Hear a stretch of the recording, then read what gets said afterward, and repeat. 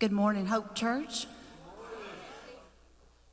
Happy to see you all here today. Hope that you've made it a plan to be here today, to get your spirit revived, to get you through the week. I know it always helps me. I love being here on Sundays with you guys. I love looking forward to coming here and being with you, and it just rejuvenates my spirit. And we have some great songs picked out for you today. These musicians are really going to be put to the test today, and they've got it down. I'm telling you, you're really going to enjoy our worship service. Thank you for being here. Thank you for those that are watching today. We're glad that you decided to join us. We've got a real treat today of a guest speaker, and I'm going to just let Devin tell you all about that. But you're going to enjoy being here, I promise you. We love you. We love you being here. We love that you chose to be a part of us today, and we do hope there's something said or done that is going to lift you up, that might help you to encourage someone along the way this week. Thank you for being here with us. And we ask that you join in with us when we start singing, because we sure love hearing your beautiful voices. Glad that you're with us. Let's get to our worship service and sing.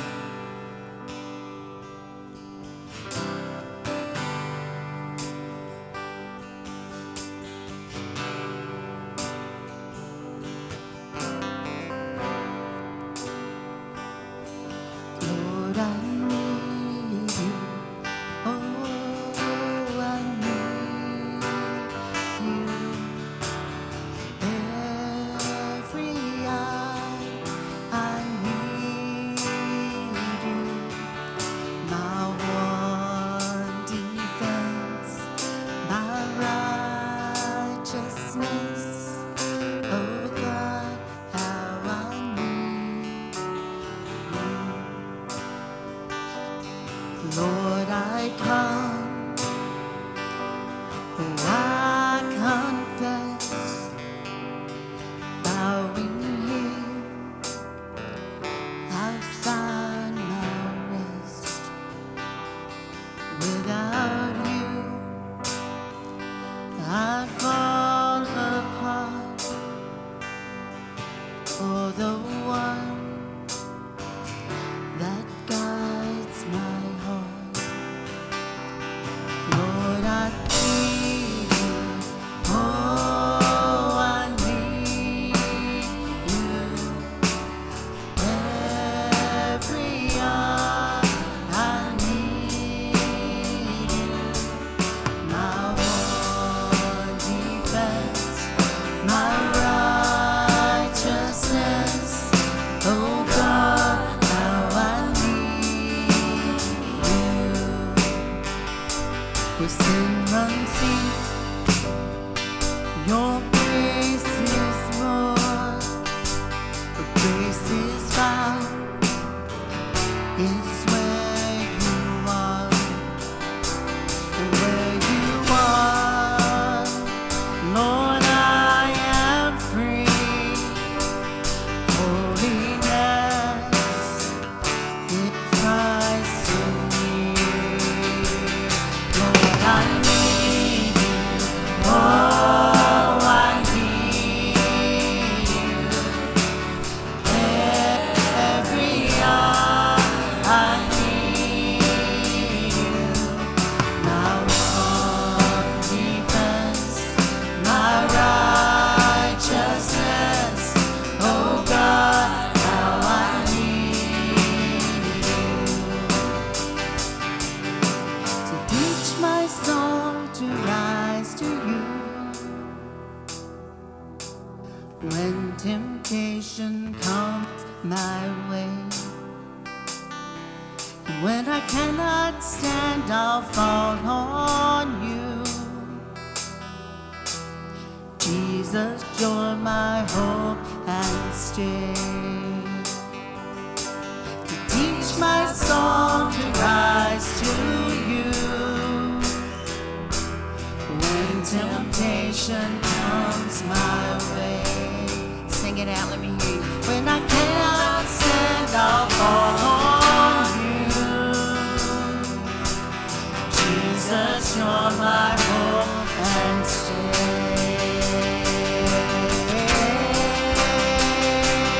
Lord, I need you. Oh, I need you. Every hour I need you. My one defense, my righteousness. Oh God, how I need you.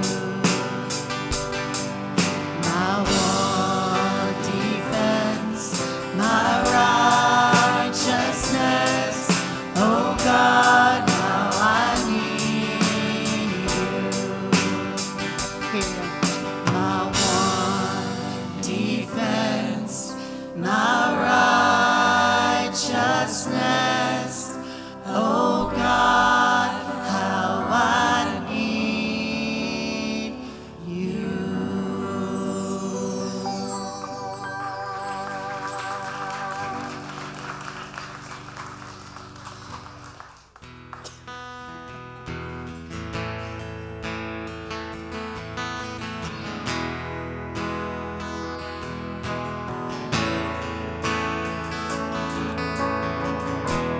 This is for the lost and lonely, for the broken and afraid.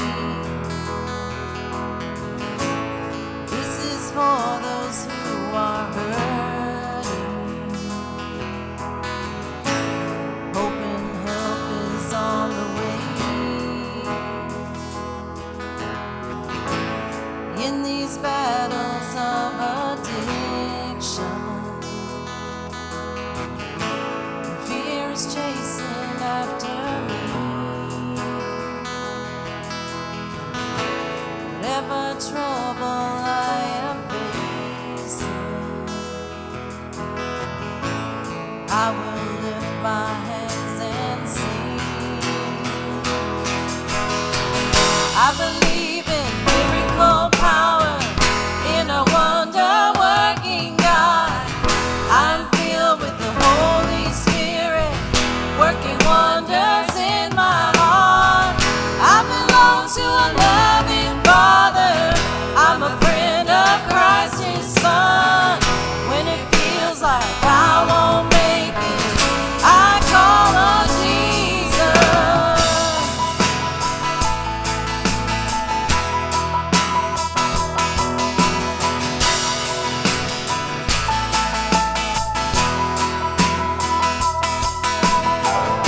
Sometimes it's so hard being human. So much struggle, so much pain. Yes, there is. When I start singing hallelujah, I say goodbye to every chain. Oh, I believe in miracle power, in a wonder-working God. I'm filled with the Holy Spirit, working wonders in my heart. I belong to a loving Father. I'm a friend of Christ, His Son. When it feels like I won't make it, I call on Jesus.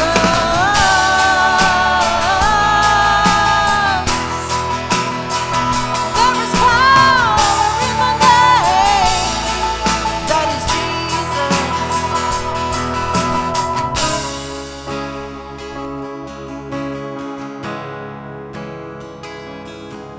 I may not know what a day may bring, but I know who brings the day. On the darkest night, when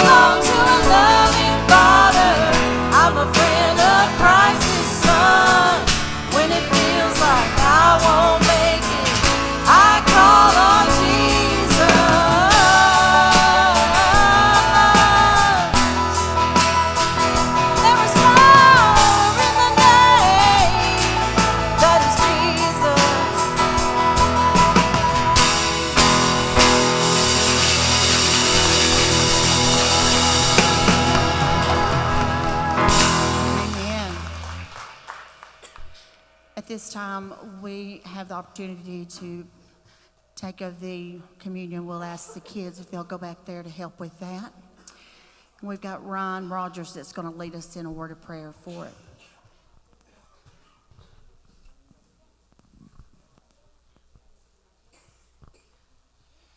Let us pray. Father God, thank you for everything you do for us. Thank you for this day. Thank you for this weather. Thank you for the rain. Thank you for the many blessings you've given us, Lord. And as we start to take your body and your blood, Lord, just let us have the perspective of how much you love us and how much you want to be with us and how much you're with us every day, even when it is raining. It could be a negative, but right now it's a positive. Just how we perceive it, Lord.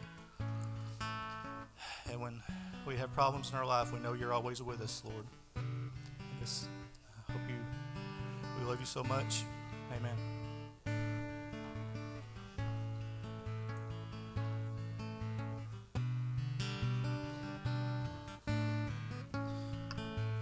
You know, Brother Ryan said something there that's very important. He said, you're always with us. I talk about this a lot when it's communion time, that it doesn't matter where you are, He can be there. No matter where you think you've been in your life, no matter how dark the road was, no matter how empty the path was, no matter how deep the hole was, He was there. He was just waiting on you to say His name, to commit, to open your heart to Him. He was there. And it doesn't matter where you are in your life. It doesn't matter where you go from here. He will be right there. All you got to do is call His name. He has that kind of power.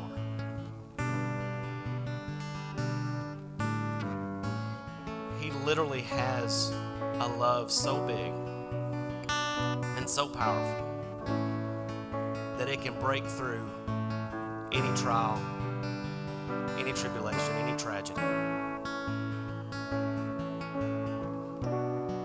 When you look at what Jesus went through, He defeated death itself. No matter how deep your hole is, no matter how dark your journey takes you, remember that Jesus defeated death itself on the cross with His arms wide open. And He did that so that you could have a way to get to heaven, because we're so broken, because we're so lost, because there's nothing we can do on our own to be able to make it into heaven, to be with the Father. Jesus died. He sent His Son to die so that He can stand in for us, so that we can come to Him, that we can ask to Him, we can look to Him, we can worship Him and love Him, and we can have a way into heaven. So just remember, when you're on your path this week, no matter how dark it is, no matter how much sadness that you're feeling, no matter how much shame, how much agony, how much desperation and despair, that all you got to do is open your heart and just say His name.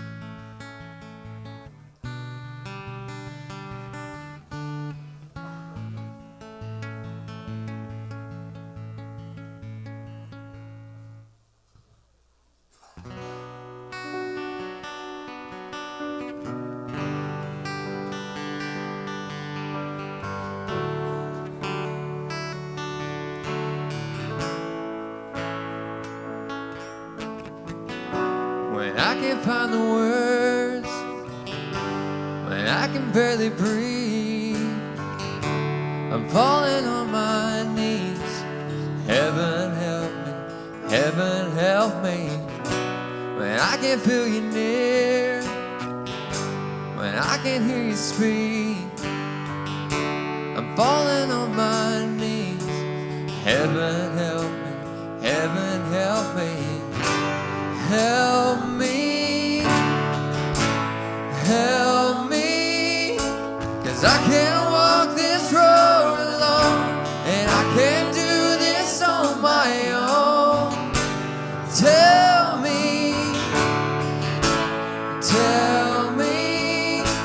I just need to hear you say that everything will be okay. When I don't understand, when I don't think I can, I know you have a plan.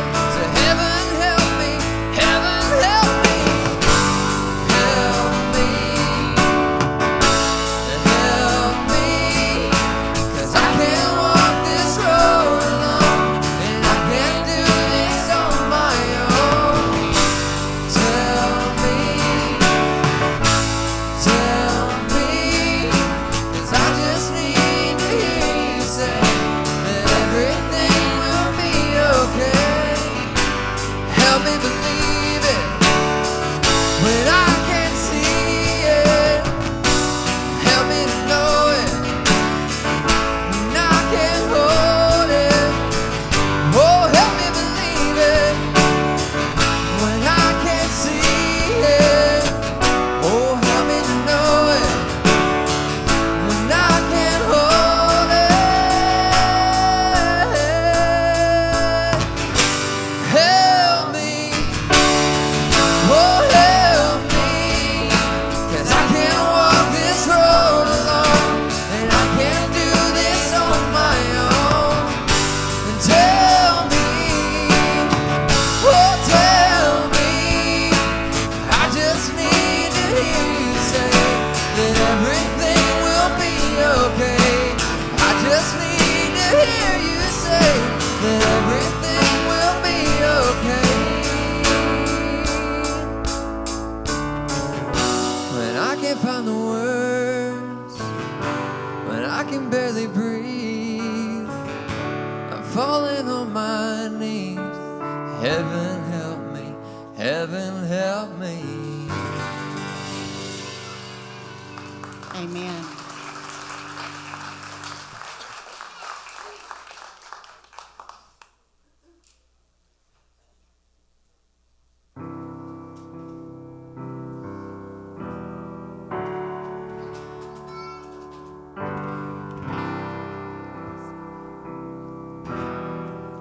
Let's all stand up for this last song.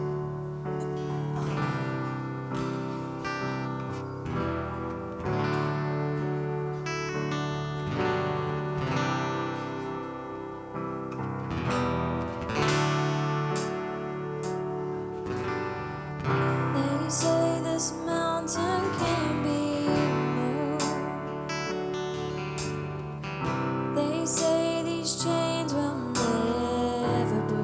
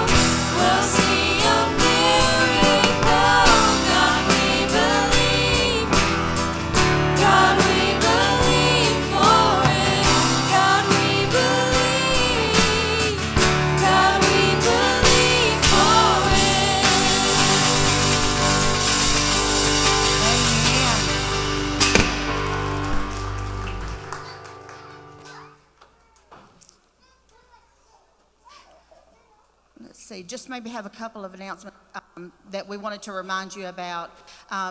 Want to remind you about checking the event section on the app. So go there, and there'll be lots of information there for you. And coming up soon, this is going to be a great thing. Right now we have Eric Kenson that's been teaching a class on Wednesday night, and he's about to wrap that up. And then right after that, there is going to be a spiritual warfare study. And I've been a little bit a part of that, and it's really an amazing study. And we would love to have you to come out on Wednesday nights. I believe it's, is it 6 o'clock, I think, 6 o'clock on Wednesday nights to be a part of that. So that is coming up soon. And there's going to be some kid activities. It's going to be posted pretty soon. So just go on the app. A lot of information that you will need to know. And we'll check on that.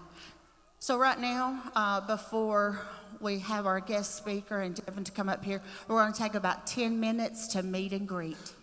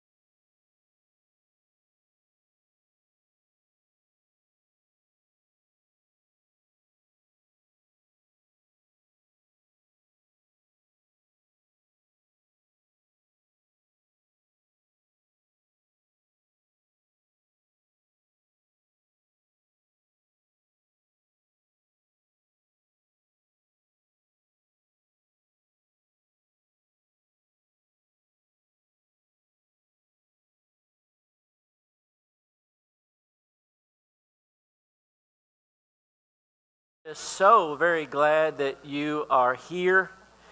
We have a really good crowd, and we thank you for that. We know that several people have driven a few miles to be here and spend time with us, and we appreciate that. We've got probably several watching on YouTube. Very good coffee. I'm not going to touch your coffee. Go sit down. So we'll just go ahead and get this out of the way. He and I are probably about the same. Are you 56, 7? 56. Yeah, we're the same age. Just good. But you cannot tell from the glasses.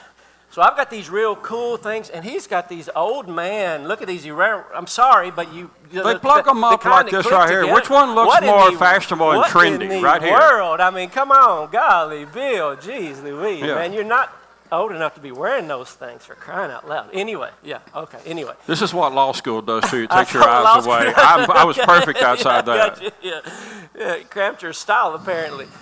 So thank you for being here. No, this is going to be fun. It's going to be fun, and we just really appreciate your interest in what's going on here at Hope Church. And as most of you know, we are just recovery driven, addiction driven, and any opportunity that we have to hear folks who have traveled that path, maybe unbeknownst to a lot of folks, we try to grab those people and see if they're willing to get up and be somewhat transparent with us. And of course, normally Christy orchestrates all of this. We have our Recovery Sundays, and the judge was busy.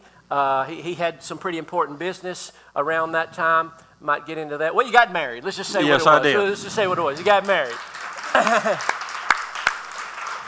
His lovely wife is here, and he got some special guests. He might introduce them as well. But anyway, so we decided we'd put it off, and so he said he could come today. So thank you so much. I think anytime that you hear, it's good to see Judge Puckett, by the way. Thank you for being here as well.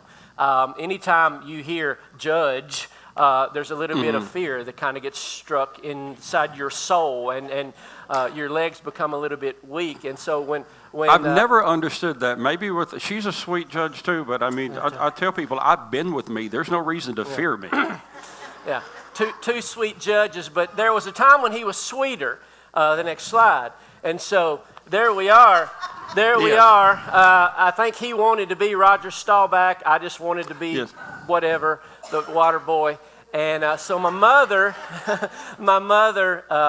there's Mama right there. She babysat Michael. She and Michael's mom were good buddies. And I don't know how all that came about. It's a story for another time. He was trying to remember. I guess this is in Ships Bend, right? So as you're going down New Highway 50, as you're going toward Coble, you'll pass, for those of you who know where Robert Mays lives, a big white house on the right. The house that Hope Church currently owns, a little brick one. But anyway, on the other side of the road, there's a row of houses. And that little small white house is where we lived for about the first 8 years of my life till we moved to the big city here in Centerville. But this is the time when Michael, we spent time together. And he came by the restaurant not long ago, and so we've kind of we sort of didn't lose touch necessarily, but life took him in one direction, certainly took me in another direction, and a lot of things happened. So just kind of get us started with the beginning of your life and what led to. Well, let me do this first. Let me do this first. Before he gets into that, I'm sorry. This is how you know you're going to have a fine politician right here. Yeah, sorry. You hog the microphone. I hog the microphone. No, it's dangerous. What you don't give a politician or a judge or a lawyer is a microphone. You don't do that. And preachers, so I've got and a preacher. Trying to check both boxes. And I'm going to let you unpack this, okay? And then you can take this where you want to. So a few years ago, something happened to you as a judge, and there was some local news that sort of was created as a result of what you had done. Made me famous. Made you famous. So I want to say what your response to the situation was. Unpack it how you want. But this told me a lot about you. So this is taken from the Channel 2 news site. I think it was Channel 2. And again, after all that happened, this is what he said. It is true that I'll tell you what, you read it. You're the one that said it. You read it. Okay. This was actually not the tickets, but the tickets started it. The tickets were back when, and I did find this out, the current commissioner of the Department of Safety, Jeff Long, is a friend of mine. And when he came in under this governor, he said that I was, basically, they don't teach arrogance in law school. It just comes naturally. So I was right. I'm going to say that. But the previous administration had, the Haslam administration had used they had weaponized the highway patrol. That's why you saw all these the highway patrolmen in the city limits and things like that. And Jeff stopped all that. But this is in the same vein. Anytime that, and Andy Cordan and I are on a first name basis, but anytime that I've gotten in trouble, it's not been about any gain for me. It's been, I feel like if you are fortunate enough, that there's this saying, this guy Watts, he was a political strategist on the national level, and he had this saying one time when he was talking to his folks. He said, you know what, the two most precious things a person can give you in their life is their labor and their vote. Their labor, because that is a part of their life they will never get back, and their vote, because they're saying, I believe in you, I trust you, I like you for whatever reason. So if somebody does that, to me, you should honor that, you should hold that sacred, and you should cherish that and be grateful. And so for the people of Lewis County, I look at myself as a public servant. I don't necessarily look at myself as judge. I'm there to help. And so this led up to the last time, and I'll read that for a second. And there had been a group of folks that I'd had a day. It was in October. It was a first appearance day. And I had dismissed a lot of things. I knew some of the backstory. There was there was some meth. There were some things that were going on that day. But it was just like my heart was saying, give somebody else a chance. And so Andy had this narrative of me, and he was trying to carry throughout the years that I was this rogue judge, I was whatever, and he never wanted to hear what I had to say. So on this particular day, he wanted to run a hatchet job on me. And fine, go ahead, do what you want to do. But I put, it is true that I dismissed several charges that day. Most of the docket consisted of cases wherein the restitution had been made, issues with suspended license had been resolved, and others deserving another chance. I don't apologize for giving people as many chances as I believe necessary if they are honest, admit their mistakes, and are working to correct them. Most people who pass through my court are not criminals. They're people with problems who need help and should be treated as such. Sometimes the law is just too harsh. And I think there's another, thank you. I think there's another line on that, and it went something like along the lines of sometimes you have to judge by the heart and not by the book. That's amazing. That's absolutely amazing. I think that the same thing could be said about Judge Puckett, and I would say that whether you're here or not, I would. And so she has a big heart. She has a big heart. Big family, big heart. She does have a big family. Yeah, one of the advantages I get, if you're a judge, we have to keep up continuing education, and so we go on about 3 or 4 conferences a year, and you learn about people outside of the classes because, well, most of the classes I'm in are boring. Sure. And you find people like Judge Puckett who want to talk about real issues and not about the law because, quite frankly, most of the law is boring. But that's what happens. So y'all got a great judge over here. We really do. Yeah. Okay, so let's unpack this just a little bit. This really why you're here. So you were just telling me, I was kind of getting caught up with your story.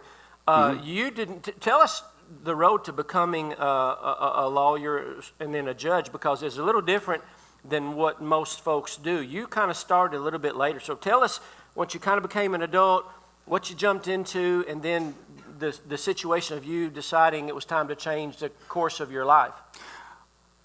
I'll put it kind of like my youngest daughter said. She said when she was in college, she said, we got to name and all for whatever reasons, what did your parents do? And she said, I started to tell everything my daddy had done. And then I needed to get a piece of paper and write it all down. At 21, I owned a convenience store. I've owned restaurants. I have owned wreckers. I have marketed for home care and hospice companies. I have sold food for 2 different companies.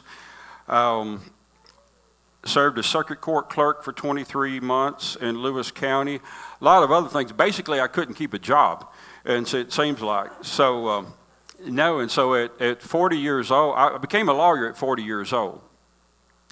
And the way I got there, out of high school, I was working for Hornwall Tire, but I went to Columbia State. I got my 2-year degree and then took a time off. In my 30s, I drove to Nashville one night a week, sometimes 2 nights a week, finishing my bachelor's degree. And then I hit a point that, okay, I'm looking. Now, those of y'all who are kind of in our age, and you've lived in a small town, you realize back then what the economy was like. It's not like what it is now, and the roads are not that good. Honestly, the reason I became a judge is because I was about to be 40 years old, and I didn't have a guaranteed job in a small town, and that was not a good place to be. So I thought, well, even if I'm terrible as a lawyer, I can write a will or do something. I'll make a little bit of money. So, and that was why I went. It wasn't this grandiose design or this dream or anything. That's just why I went. Okay. So, looking from the outside in, a lot of us would probably think that the life of a lawyer, of a judge, you kind of relate it to television shows, and you're making all this money, you have all this fame and prestige. People are glued to you, to everything that you say. You hold their attention in court. I mean, there's probably some ego things involved. I don't know, not for everybody, maybe for some. But you're like, that would be cool. That would be amazing. But behind the scenes of all that time, perhaps, I don't know when it started, but you can tell us when you were owning stores and restaurants and doing the things, and even as you were a judge. Tell us some of the decisions that you were making behind the scenes and the lifestyle that you were living that maybe some people knew about, but maybe most people didn't. Well, if you lived in Hornwall, and I would tell you, I was married for 27 years, and that came to an end. And when I was a lawyer, and after that came to an end, it got really ugly for me. I didn't hide it.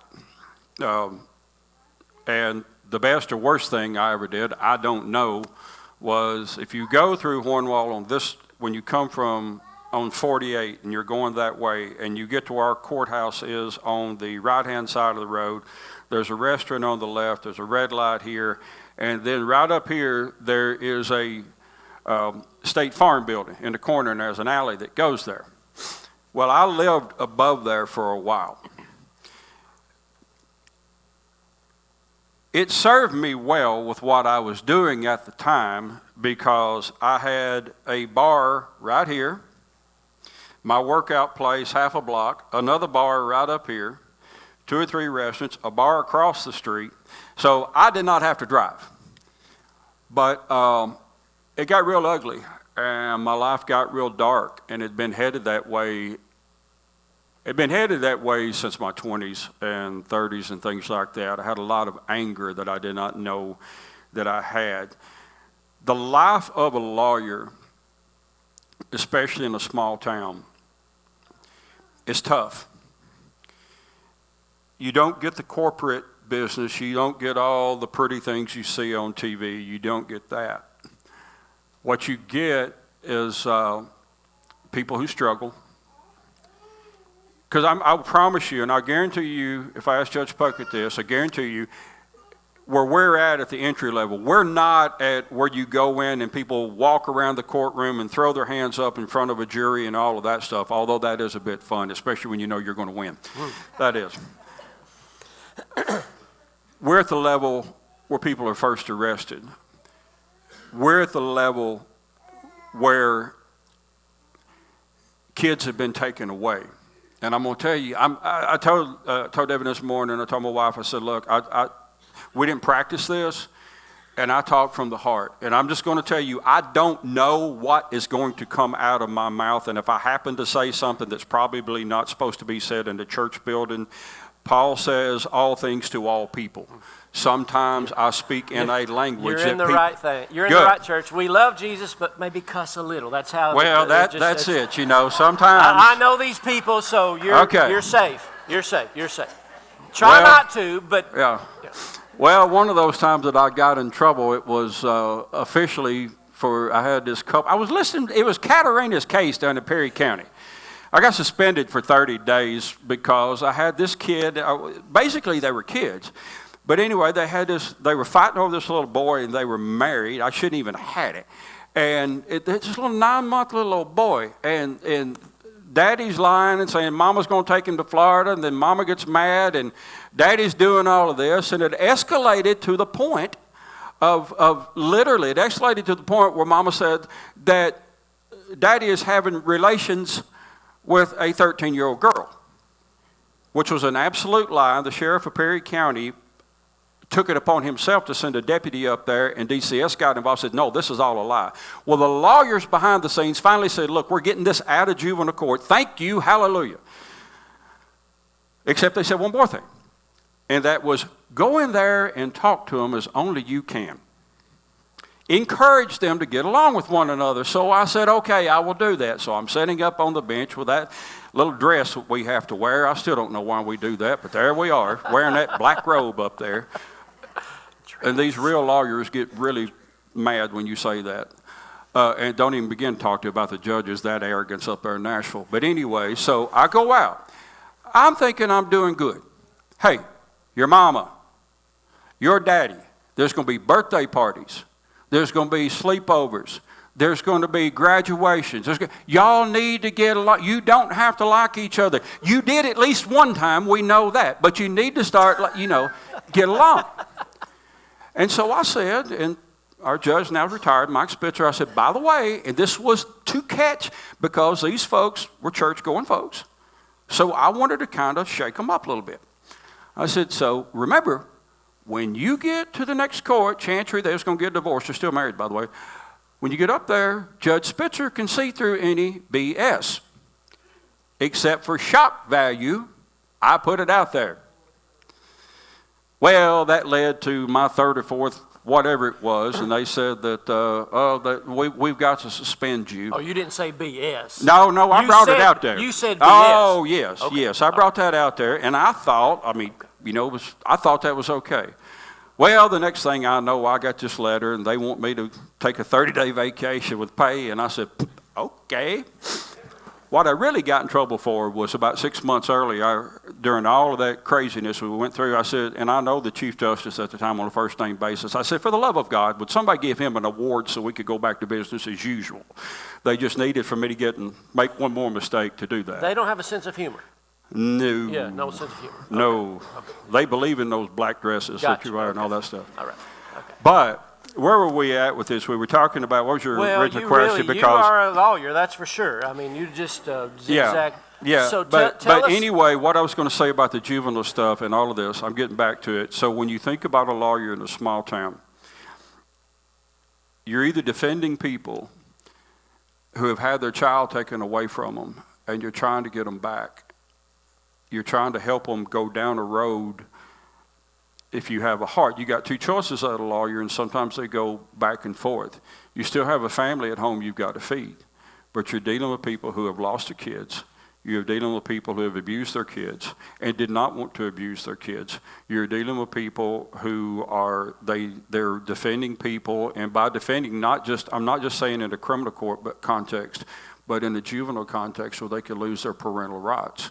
And that takes a toll. Earlier this year, as a judge, some of the things we see, and it was really earlier this year, I had a case that's been going on for about 3 years. And thank God Mama's trying right now, but she had 4 little kids and one 13-year-old.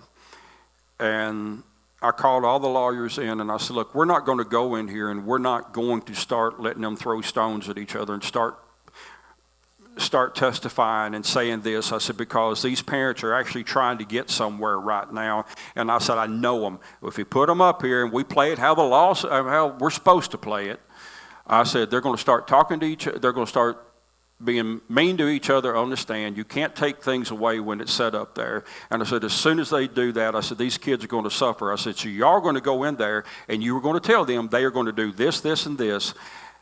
And then they can keep going forward. And this lady who plays the part, her role is to look after the best interests of the child, told me to talk to, but you, Judge, this 13-year-old boy wants to talk to you. Okay, you sure? Yeah. So 13-year-old boy comes in, and I've got 3 or 4, daddy's lawyer, mama's lawyer, kid's lawyer, some other lawyer. You got that many lawyers. It's nothing good's coming out of that. But this 13-year-old boy starts telling me about how he's having to take care of his brothers and sisters in a hotel, and that's okay. But the thing that got me that day, and evidently when I had enough vodka, I would really go after and yell at God at night.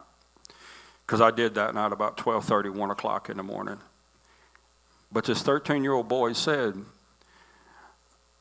my mama, a cat got in the house, and evidently there was no litter box in the house, so a cat did what it's going to do, and mama blamed me and grabbed me by the hair of the head, dragged me down some steps, and rubbed my face in it. That's what you see as a small-town lawyer, and that's what you see as a judge, and you've got 2 choices. You can do the easy thing and be just a lawyer. Well, the law says this, the law says this, the law says this, and there you go. If you want to sell your soul to the law, that's fine. That's not a good God. Or you can take it to heart. As a lawyer or a judge, you can take all of that to heart and try to help. But when you do, there's a toll right there as well. And so that's the things behind the scene. The folks that come in criminal court, they're easy, and I love them all. Most of them, it's funny. I went out for lunch. Had this kid in jail. He's most time I saw him in child support, and he didn't come to child support court. And so I find out that he's got caught with meth and paraphernalia, and he hadn't had that in a while. So our technology in Lewis County on my side of the building does not work. I said, well, let me just go out to the jail and I'll arraign him out there. I'll let him tell me he's guilty. I know he is, so I'll let him. So he was eating lunch. Well, I didn't want to bother his lunch, so I just go into this pod full of people with this brand new guard. We're coming out, and this guard's eyes are this big around. I said, I just scared the out of you, didn't I? He said, yeah. You can't do that. I said, what you don't get is when they're not in jail, I hang out with those folks. I said, we're good with them. I said, if he'd have come after me, I said, they'd 3 or 4 jumped on him. We'd had to pull them off of him. Yeah. Okay. But, yeah. Well, you went forever at the start, so I thought I would go there. Touche. Yeah. So I think if you look at statistics, yeah. specifically with those in law enforcement, we've got some law enforcement people here. And all the things they have to deal with on a daily basis. You get up each day, some of these people who are police officers, and you have no idea what you're going to encounter that day. It could be just trying to get a cat out of a tree or somebody shooting at you. You never know. But just call it what it is, the suicide rate, the alcoholism, the drug abuse within the profession is very high. Yes. Because I would assume of the stresses that are brought about by their daily activity and just the desire for just to take a little vacation mentally, but nothing else. I assume that for you that was similar. Now you talked about living above a bar, and there's bars here and there. Tell us about how your substance abuse began, what substances were your favorite, and at what point did you get your lowest? Ooh, well, we didn't practice, remember. No, we didn't. Okay. I'm being a lawyer right now. You throw out words, and I've got to go to the definition of those words. It's things like that. That's an inside lawyer joke. Just say what it is. Okay. These people can handle it. Okay. We've got a lot of people in recovery here. Okay. Well, I'm not trying to hold back. I'm just trying to figure out the abuse thing. Okay. Not necessarily abuse, but let me go back and say this. I turned 56 this year, and it dawned on me because I started drinking when I was 16, off and on. And I thought, I'm 40 years in. Maybe 40 years in that you can retire. I don't know, or keep going. I did find out in any sort of retirement that Anheuser-Busch, the Miller Brewing Company, or nobody in the entire state of Kentucky sends me a retirement check. For all the support I've given them all the years, nobody is sending me anything back. But it was kind of off and on, not necessarily the abuse. My 20s was not too bad. My 30s, a lot of anger started coming out in me in my 30s, and I didn't know why. Anger was kind of a go-to. I was kind of lost in my 30s. Couple of kids at home, trying to feel like I had to be this perfect husband, trying to feel like I had to get everything right, trying to do all of that. So I drank a little bit more. My 30s was, like I say, when I went to law school. That in itself was enough. Because I was working, understand, I went to law school at night. I finished my bachelor's degree at night. So I was traveling like 1,000 miles a week. I was marketing for a home care and hospice company. That job was terrible. And but still, I'm trying to get 2 kids through school, get 2 kids through high school, and so there was a lot of pressure. And I never felt like I was really respected. I never felt like I was really, and for some reason, respect was a big deal to me.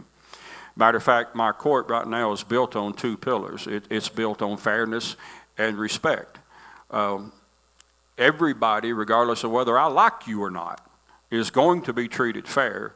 And everybody's going to be treated respectful until you're disrespectful, and then I can fix that.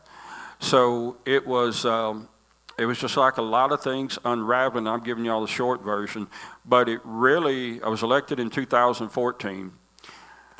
I had a rough year in 2013. I do remember that. I had a rough year in 2007. I do remember that.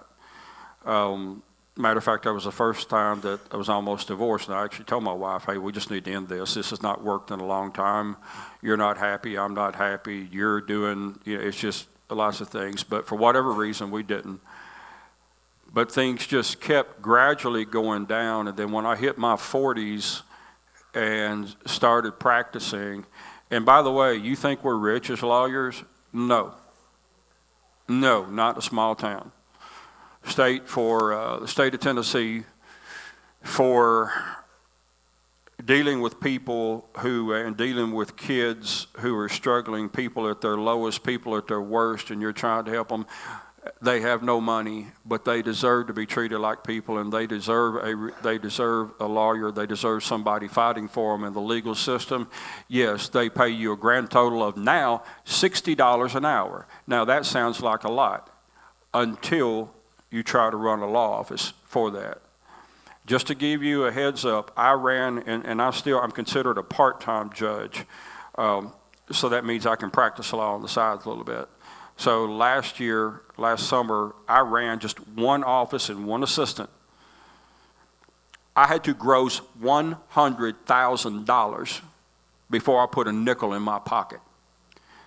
So the state of Tennessee, $60 an hour. That's how much the state cares, the state government cares about people at their lowest and their representation, which is not a whole lot. I was taking as many of those cases as I could take. I was trying not to, I've faced bankruptcy 3 or 4 times in my life. I got into buying rental houses just so I could borrow $2,500 extra to try to pay a bill over here or something over there. I'm working 3 or 4 jobs at a time. I'm juggling things. So that was in my 30s and part of my 40s. But when I became the lawyer, I would go into a courtroom with 13 cases. On any given day, 13 cases. Try to do that. You got 13 different lives that you're trying to deal with. You're trying to do something just to make a living. And that'll take a toll on you, because what lawyers see, we get people at their problems. We get people when they really struggling, they need help. We get people when they're at their lowest. It takes a lot on you. You've got to have somewhere for that to go. You're 100% right. You have to have somewhere for that to go. And for me, the backstory of my life was not going well. I would try to share it. and the only other people who could understand it were lawyers. And they were doing the same things I was doing. And you just try to keep it at a level somewhere, but you've either got to numb it, or you got to go over the top to completely forget it and pick it back up the next day. But after a while, when you're trying to make a living, it's 6-7 days a week. And so my lowest came,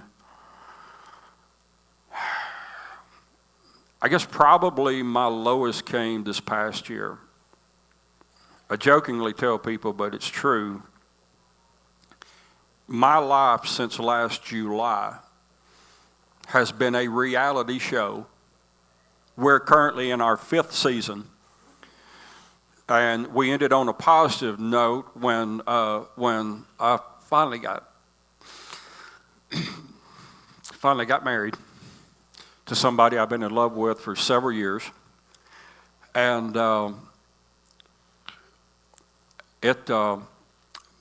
but before that, last July, I remember getting up one morning and just basically rushing out of the house. My brain was everywhere. I had so many negative emotions coming out. And it's helpful in our profession sometimes too if you have a gun, because you never know what crazy. And I had a little 380 right here, and I got to my private office and I put my little puppy inside the office and went back out. And I was so scattered. And I said, I wonder what this would feel like. And I put that right there. I wasn't going to pull the trigger. I'd been down this road January of 2018, where I'd actually reached out to a friend of mine one night. I was living in our Fair Board building with no heat, and it was cold, extremely cold. And I think at that time it was Canadian Hunter and Sprite. And I reached out to a friend of mine that night and I said, look, thank you for the years of friendship, but I'm tired and I'm done. I'm not making it as a lawyer. I can't take all of this stuff. I've blown up my life. My judgeship is, I can't fix everybody as a judge. I'm putting people in jail who don't belong in jail. And the only good thing about a jail to me for people with addiction, and that's their problem. It's only a detox center I've got. That's it. And we were beginning in one of these Sundays. I'll come back and tell you about what we've done, because what we've been able to do in Lewis County has been phenomenal with meth, heroin, and things like that. But it took an entire community to come together saying we're going to stop calling people meth heads and drug addicts, and we're going to call them sons and daughters and moms and dads, and we're going to tell them we love them, and it works, and we're going to start loving them. But that cold day, I told her, I said, I'm going to, I said, thank you for our friendship, but I said, I'm done. And she said, no, you're not. She said, you owe us. She said, you owe me. You need to we were all going to this convention that weekend, and she said, we'll get you through it. And I had a friend of mine challenge me to drink 5 cases of beer from Thursday night until Sunday morning real early, and I met that challenge. I bet you did. Yeah, it was ugly, but fast forward to last July, and I knew I needed help, and I'd already reached out to this therapist. I was on my 3rd at the time. There's 3 or 4. The first one fired me. I fired the second one, and the third one we kind of got somewhere. One I'm seeing now is my 4th one. That's all true, by the way. I'm on 4th one, and I kind of shared. I hadn't been seeing her long, and I just kind of shared that, and she said, I just brushed it off. Bad day. She said, no. She said, you're on the road to suicide. She said, your mind is trying to get your body ready for it, your body trying to get your mind ready for it. And the short version is, without going into all the details, we broke up.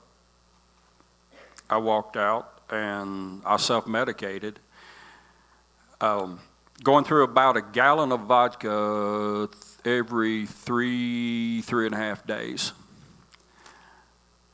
It got to the point this spring, well, probably about in March or April, got to the point to where now, instead of at night, I'd walk into my front law office with one mixed up in the morning, just to numb, because I knew that. And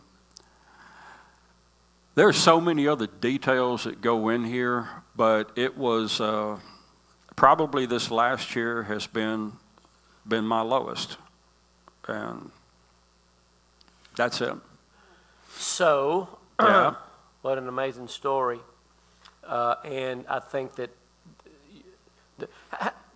we're very transparent here. How many of you can relate at some level to the existence that he just shared? How many of you, look at all these hands, look at all these people, look at all these people. Yeah. Either themselves or family members or whoever it might be. So this is encouraging to them, I think, in some ways, in that, wow, here's a judge, or wow, here's a lawyer, here's Mike. But they are on the same path that you were on. So let's transition real quick. Okay. The next slide, Ruby. Now, you don't have to necessarily, I'm not going to read it, okay, but I want you to tell us in your mind, this is a June 8th of this year, right? Okay, so was this the baptism day? Yeah. And so the next 3 slides is that. We're not going to Okay. read it all. Tell us what got you to June 8th, and then we'll show the picture. I think it was the same thing that got me, that finally let me, I think it was God is what got me there. I'll say what I mean by that, and even the bad things.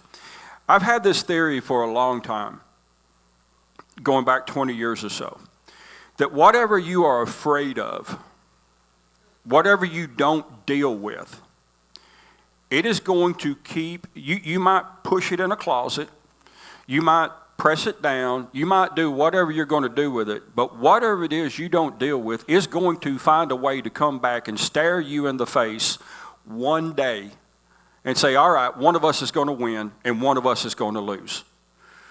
And along the way is where the alcohol, where the drugs, where the failures, where some successes, all of that about life. But you can't run from whatever it is. You can't move away enough. You can't do whatever it is. If one of us is going to win and one of us is going to lose. And that's what was happening in my life. And I think that whole time God is saying, and I'm not going to get into a lot of it, there was a discovery process and some memories that I had buried and things like that, some very ugly memories that I had buried that were coming back to life. And there was a sense of failure. There was a sense of lots of things going on. And it was like, okay, God's going to say, you know what? And I'm also going to give you what you think you want. And so there were things that came in, and then, no, that's really not what I want. Somewhere around, when was it? It was May, end of May. I was really tanking. And I mean, to the point that I wasn't going to take myself out with a gun, but I knew alcohol was going to get me. And I was perfectly fine with that. That earlier this year, you know what, I'll just drink myself to death. That'll be fine, short-lived life. There you go out in a blaze of glory. And just the legend of Mike will live on for days. Man, it was great, all these things he'd done, but you know what, he went out right here. So it's a country song. So that's what I was going to live. And somewhere it just, God kept, even in the worst moments, and there were some extremely ugly nights, and there was a lot of pain, and I know you've been there, but it was, all right, at some point, I've got to get some help. Well, a pastor over there at the Blondie Church of God, Jeff Gandy, he's huge in Hope Center, and we worked hand in hand in his church, and the Blondie Church of God is the best friend the General Sessions Judge's office in Lewis County has. Because you go out there, I know I can feel it in here. I can feel the love in here. That's what you're going to feel for people wherever you are, broken people. That's where it's going to be. And he called me one Saturday morning, And he said, hey, and he did it on purpose. He knows what I did on Friday night. He did it on Saturday morning. Yeah, what do you want? And he said, about 7:30 in the morning. And he said, I was back living in the Fairboard building again. Sure. It wasn't as cold this time. But he said, look, he said, we got to find something different than Hope Center. He said, I'm not knocking it, and I love Hope Center. We're going to send people there, but sometimes we need that little different thing. So, Mike, let me tell you what we've got right here. Sending this guy out to California, he goes through this whole thing, and this is a relationship we have. And what do you think about that? I said, what do I think about you sending him? I said, you should have sent my ass out there. I said, why are you sending them? So there you go. And he said, he said, I'm trying to lead to that. So I'm thinking, I was already thinking about that way, but that was where God said, okay, I'm now going to open this door, and are you going to go through or not? And I didn't go there. But I started looking around, and I found this place in California. I said, and I called them, interview process, and I said, look, I said, I need intensive therapy. I need what's in my mind. I know what I'm doing. I need what's in my mind. Can y'all do that? Oh, yeah. Okay. This is what I do for a profession. Now, I was not trying to throw arrogance out or say that I'm any smarter than anybody else. I'm not. I was actually at a judges conference, and somebody just got to the point of me one time. I thought I just had enough of listening how smart you are. And I told him, I said, you know what? I said, if you can figure out how to get my diesel engine to stop smoking, then I'll think you're smart. Otherwise, all you do is read a few books and tell people what they say. That shuts them up, by the way. Yeah. For good. They don't talk to you anymore. Sure. But anyway, so I fly out to California. By the way, they're encouraging me. They called me. I'm sitting in the airport in Nashville, and they said, when's the last time you had a drink? I said, right now. And they said, good, keep drinking. I said, excuse me? Yes, you could have all kinds of physical ailments if you didn't. So I said, you want me to keep drinking all the way there? Yes, and we're even going to pick you up and stop at the liquor store and get you one. I thought, my best friends in the world right here. I found the right place. But no kidding, they were concerned about some physical withdrawals. Well, I get out there. I don't have those. Not only did I take myself off alcohol then, I took myself off of sugar and took myself off caffeine those few days I was out there. But I got up on Sunday morning and I went through this Saturday afternoon. I told them, and I'd been there like 3 or 4 days. I said, look, what y'all do and what I'm looking for, y'all are not the place. This is not what y'all do. Well, if you went to this group thing, I said, I did. And I said, I could have talked the group thing. I said, you don't realize I see this. I have to get educated on this. I said, I came out here for what was in my mind. We confuse, and I'll get a little preachy here, but we confuse the things we do, the needles, the liquid. We confuse that and call that the problem. It is a problem. It is not the problem. Right. Most of the time, the problem is sitting right up here. If we take care of this and we find that and we have the love and the compassion for somebody and the patience with people and we want to look a little bit further and find out, and as people who have those, if we are willing to look further, and it's ugly sometimes, it's ugly a lot of times, if we're willing to look further, that's it. And so I spent about 2 hours with this therapist on a Sunday morning. And when she got done, she said, man, you're open. I said, well, yeah. No, I mean it, you're open. She said, I hit you pretty hard. I said, well, I know. Most people don't do that. I said, ma'am, I can make this real simple for you. I said, I didn't come out here to get sober. I said, that'll take care of itself. I said, I came out here, I said, I'm 56 years old and I blow up everything in my life. Anything good that's come along, I find a way to make it, blow it up. I don't deserve it. I'm not good enough. I'm whatever. I shouldn't have this. I said, if I fix that, maybe this other will take care of itself. And she said, well, I'm going to tell you, she said, alcohol is not your problem. I said, I know. I said, you've given me I found in these 2 hours, I found answers that go back 20 and 30 years. And the difference in me right now, the anger, for the most part, is gone. People can still get on my nerves sometimes. The patience, and I can get on theirs. The patience is gone. I mean, is much better, and things like that. But I'm going to share this, and I know you shared it in here because it is something. And I had an inmate a few weeks ago. We were talking about this, and I wished I could remember their name. There's a wonderful person. And I was just telling him, you know what? It's okay. You're all right. You are good enough. I remember last year sitting up in Columbia, this therapist I saw, and we were talking, and I had a tear come down right here, and I turned my head to try to hide it. And she said, if that tear could talk, what would it say? I said it would say that, and again, I'm 56. I was 55 at the time. For the first time in my life, I feel good enough for God. And that was opening a door for me. If you're here and you don't feel good enough for something that's happened to you, if you are struggling with that right now, if you're struggling with an addiction, it's not the last drink I've taken since I come back. I sure don't drink vodka anymore. But one of the ugliest days of my life, one of the biggest victories I had earlier this year after I came back. Bad day, and I was trying to play golf with a friend of mine. And I told him after the fourth hole, and it wasn't because of my game. I knew my game sucked before I came in. But it was, I told him, I said, take me back. I said, my heart's hurting, my gut's hurting. I said, just get me back. And I drove out to my law office and walked in the back doors so nobody could see me. And again, this is when I come back from California. I come back from this rehab place. And I laid on the floor, and I mean, I was either going to get drunk or I was going to throw up. One of the two. I didn't think throwing up was a good idea.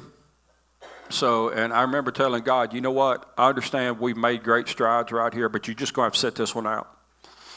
I'm going to go do this, and I'm just going through my mind of who I was going to call, because I was not going to get a DUI. I'm not going to, and I love the local highway patrol people as individuals, but I was not going to give that organization the satisfaction. Our war will start up as soon as Bill Lee leaves again. We've had an 8-year kind of quiet thing, but no, I said, God will talk about it tomorrow, but tonight I'm going to get drunk. And it's going to be ugly. And I'm going to get my phone up, and I'm going to do everything. A few hours later, I had drove around just a little bit, kind of talked just a little bit. Still in that Fairboard building. I had one Miller Lite and decided to, that was a stupid idea. Let's just go walk around here. And I went walking 5 miles instead. So God kind of stepped in and said, hey, I got you on this, even though you told me to sit down. But if you are struggling and you think you're not good enough, you are. Everybody, and I share this in court a lot, and everybody has something. We call addiction alcohol, drugs, things like that's what we have. Best way to illustrate this is I was judge for a few years. Had this sweet young girl, all of about 24, 25 years old, she looked like, standing in front of me in a pair of handcuffs and an orange jumpsuit. Her kids had already been taken away from me. She's pleading guilty to possession of meth, a minimum $750 fine. Whoever the idiot was who come up with that. We don't have smart people in Nashville sometimes. I think a $750 minimum fine, if they had $7.50 they would go get meth, they would not be paying, and they can't do this. So anyway, I had this sweet little thing in front of me, and I don't know why I started saying this, but I just started talking, and I said, sweetie, I said, this part right here, you ain't got to listen to. But I said, I'm going to share this with you. And I said, it's none of my business where you come from. I said, we've done the law stuff. But I said, I'm going to tell you right now, I love you, and I don't even have to know you. But I said, you know, your thing is meth. I said, my thing is trying to get to the bottom of a whiskey bottle every night. I said, there's a verse in Hebrews that says something along the lines of, let's put aside that sin that so easily besets us. And I said, what that tells me is everybody has something. Yours meth, mine's alcohol. Somebody, there are those out there, if they ain't got that 12th cup of coffee, stay away from them. I said, there are other people out there that they going to keep stuff in their face. We came out of the same religious organization. Do you know the one that used to get me? And I wanted to throw a songbook at them when they said this joke. They spread the table out. Oh, you got more food that you can shake a stick at. And the joke was, well, I hope he don't preach on gluttony this afternoon. There's people who eat too much because that's their comfort. I said there are people who will not get up and actually have a life, so they have to read a book every day. When they get done, they put up another one. I said, no, sweetie, I said, here's the one I want you to listen to. I said, some people talk about people like me and you to make themselves feel better. And I said, quite frankly, I said, I'd rather hang out with you. And she said, really? I said, yeah. I said, you can hurt me a little. I said, you can. But I said, those folks that spend their time talking about folks like me, like you, to make themselves feel better, to hide their pain, not deal with their problem, I said, they can hurt me a lot more because it doesn't matter what the truth is. I said, they're just going to make it up. I said, but now I'm not going to hang out with you when you're doing meth because you'll steal my stuff. And she looked at me, she said, oh, yeah, I will, won't I? I said, yes, ma'am. You wouldn't mean to, you just would. It's just, that's it. So, yeah. Boy, you are a lawyer, golly. Oh, yeah. Well, my goodness, you just gonna. So let's get, here we are. So we'll show, stay where this is at, Ruby. So this is the day that I think, or the day after you were baptized. It was the actual day. Okay, just read that little bit. Start with He Loves. Talking about God, I guess. Where am I starting at? He loves you. He loves you no matter what. He loves you no matter what is where the peace starts. You can have that peace too. Don't expect sermons or preaching from me because of today. It's not who I am. I will listen with you, cry with you, help you, and love you. More important, you are good enough for God. And He loves you. Isn't the kind of judge we want right there? Amen. And we have two here who are like that. And so the next picture is just a wonderful, wonderful picture of you being baptized. Yeah. Jeff Gandy, right? That's Jeff Gandy right there. Blondie Church of God. By the way, he never baptizes anybody, and I'd called him Friday night. That whole thing getting there that day, going to church or something. I hear Sunday morning, he says, who do you want? Well, I said, well, I'll take this one. No, he fired him. He realized the notoriety, I guess. Sure, I had no clue. Yeah, he wanted to be with the Oh, he wanted that. He wanted to be with Listen, we appreciate you so much. And what we have learned to value here is transparency and honesty and real. And I think that by you being here today, and I'm sure you may get some friend requests and some inbox messages, and I'm sure you'll respond to every one of them. We have folks. Don't expect right away. He's terrible at that. He will not respond to Facebook messages. He is so bad. You got to do better. I will 3 or 4 days later. Do better. But we appreciate you so much. Hey, thanks for having me here. We appreciate him. We appreciate him so much. Thanks for having me here. Thank y'all. Thank y'all. Yeah. Thank y'all. No, thank you. Appreciate you so much. Thank you so much. Yeah. Okay. Can I take this thing off now? Yeah, you can. You can take it off. That'll be fine. Yeah. Thank y'all. Yeah. So we appreciate you being here. Before Christy comes up, you come up and then we'll do the baptism stuff. Yeah, so Christy, come on up. Christy, of course, is our recovery coordinator. Let her, let me get you. Get his coffee. We'll give this to Christy. We'll let her make an announcement or two, and then I'll have a thing or two to say, and we'll let you guys, cut you guys loose. No battery on this, I guess. We'll try this one. Thank you all for letting me take just a little bit of your time today, and thank you to Judge Henson for being here. The first time I saw Judge Henson was also the first time I saw my son in shackles walking through a courtroom as a mom. And the slide that they put up first about being compassionate, it's not just the person that stands before a judge or the law, it's a lot of their family as well. And so that compassion extends out to us as a community, and we appreciate that so very, very much. So I wanted to thank him for that and being here. I just wanted to let you guys know, because this is Recovery Sunday, what's been going on a little bit in Hickman County. Hope in Recovery is still meeting, whatever your hurt, habit, or hang up, Sundays from 12 to 1. Come and join us. Not today, this was meeting today. Tuesdays at 6 o'clock, Recovery Church Hickman meets here in this building. They will feed you, and you can worship with them, and then there's a meeting afterward. On Wednesdays, there's a women's meeting at 10 a.m. at, is it Trim Healthy Mama? Trim Fit Mama. It's a women's group. On Thursdays at 6, there's a men's 12-step program here. Pearltown Housing Initiative is continuing to grow. There's about to be some big things happening for them. That's a sober living women's facility right now. They're expanding and growing, and they need people loving on their residents too, and helping people integrate back into the community. Ruby, I've got the first slide for September 17th.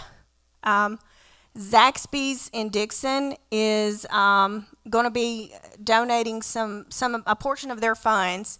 So if you guys are in Dixon around the 17th of September, we'd appreciate you grabbing dinner there, because this is going to go toward the recovery efforts in Hickman County. Then on September the 20th, and we're so excited about this, September the 20th, we are joining in with a lot of the recovery community in Lewis County and Perry County. And so that's important. Lewis, Perry, and Hickman counties make up the 32nd Judicial District. Addiction doesn't discriminate. It doesn't care what county you're from. And so we are going to band together, and this is the first step for us into forming a tri-county recovery coalition. And it's baby steps, and we've got a long way to go, but we're going to be meeting at Lewis County from 5 to 8. We're going to be honoring those we've lost to suicide, overdose, and also honoring those that are in recovery. And then on September 27th, this is the biggie for us, guys. And you all are part of what's making this happen. We have just been so blessed and so thankful. We've got Recovery Fest Hickman coming up, and I am so excited. I cannot tell you. We need you guys to come out, bring your family, bring your friends. It's going to be a pretty much free event. There's going to be live music, all kinds of family fun activities, some free foods. There will be some things you could spend some money on, but essentially it's free. And it kicks off with the Live, Love, Run 5K, after which Subaru is donating some butterflies for us to do a butterfly release, and then we're going to kick off at 11 o'clock. We do need some volunteers just for the grounds. Promise we won't work you too hard, and you'll have a lot of fun. I've got a sign-up sheet for that at the end today. And then in October, we'll have another Float in the Halloween Parade for recovery. So I appreciate y'all so much. I can't tell you, I truly can't tell you how grateful we are for the support of this church and this community. Yes. Yes.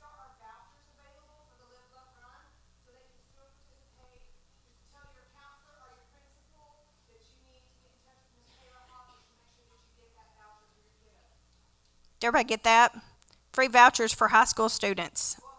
For intermediate. Any student that wants to participate, Live, Love, Run. All right. All right. That's all I got. Thank you so much, Christy. Ruby, if you can go back now to those, let's see, to the first. Alan, and they're both here today. We're so proud of them.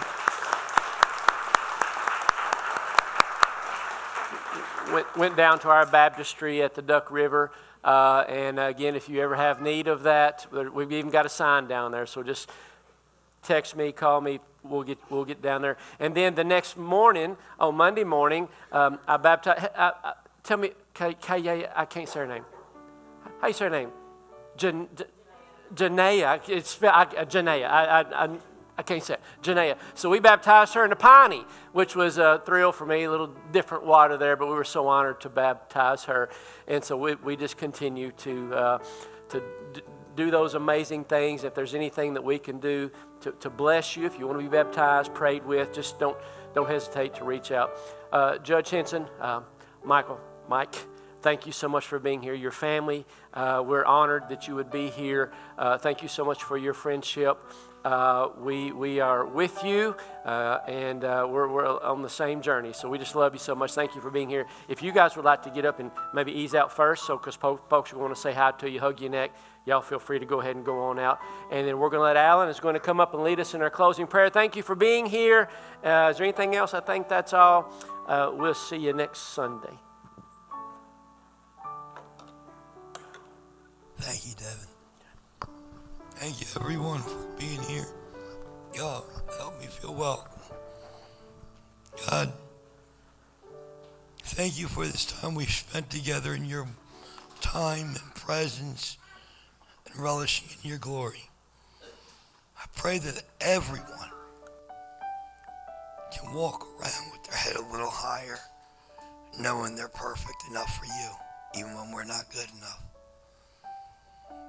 I pray for those that are sick. I pray for those that are just mentally tormented. And above all, God, I pray for all humanity, that we can all find the love that you want us to have. In your Son's holy name, Jesus, amen.